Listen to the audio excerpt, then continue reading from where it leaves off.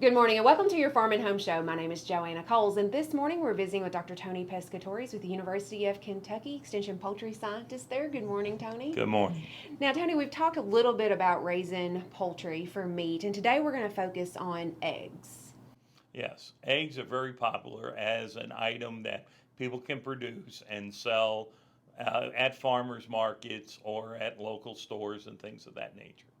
And you know, a lot of people they have these chickens and they get maybe too many eggs that they can eat for their family, and so they look to sell those at some of those outlets that you talked about. But there are some things that we need to consider when we're selling eggs. Well, the first one that's probably one of the misconceptions is the egg marketing law in the state. There is an exemption for small producers from having an egg license. That means anyone that produces less than 60 dozen eggs a week do not need to buy an egg license. However, that does not exempt them from following the law. So they have to follow the egg marketing law just like anyone with a license.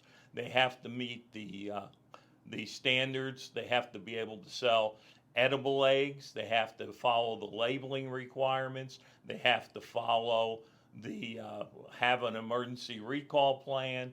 They have to do all those things. They have to have safe handling on the cartons. All those things still have to be followed, even if they don't have an egg license. Absolutely. And you mentioned a lot of those, like the labeling. People might not think about. They might try to use old egg cartons, and that's not what we're supposed to do. Right. We do not allow the use of old egg cartons in the purchase of eggs.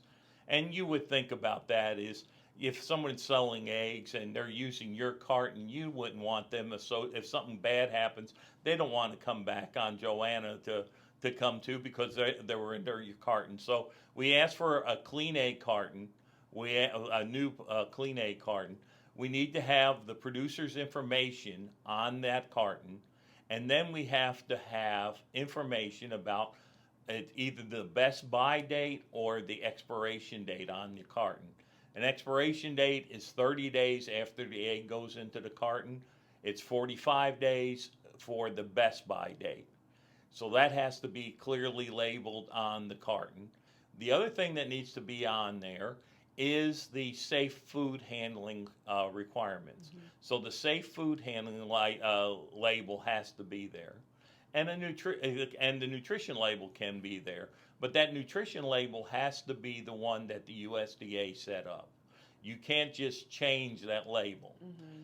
And then any of the other things that have to be on there is the fact that it has to be kept refrigerated, that type of information. Because when we're dealing with eggs, you have to remember it's a perishable food, and eggs, when they're presented for sale, have to be at an ambient temperature of 45 degrees Fahrenheit.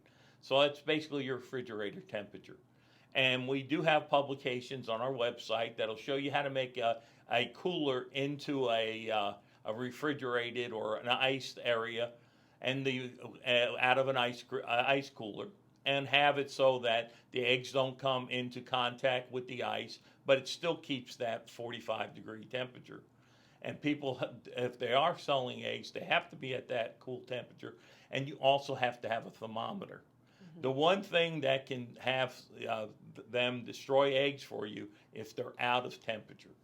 Absolutely. Now, we'll have people call the office, though, and debate about that, saying, well, my grandmother left them out, and I don't put my eggs in the refrigerator. But for sale in the state of Kentucky, that's still, you need to have that is a national requirement. But the other thing, too, is when people tell you that is, remember, they've been exposed to the germ biome of that farm over time. If you're a person that's never been exposed to those germs, you may not be as resistant. So what we're trying to do is protect people, because nobody is starting to raise chickens and eggs in order to hurt someone. So we definitely want to make sure that the eggs are safe, the eggs are clean, and the eggs are edible. All right. Well, certainly appreciate the information. If you have questions, make sure to contact your local extension office, or you can go to smallflocks.net to find all of our poultry publications. We appreciate you watching the Farm and Home Show and hope you have a great day.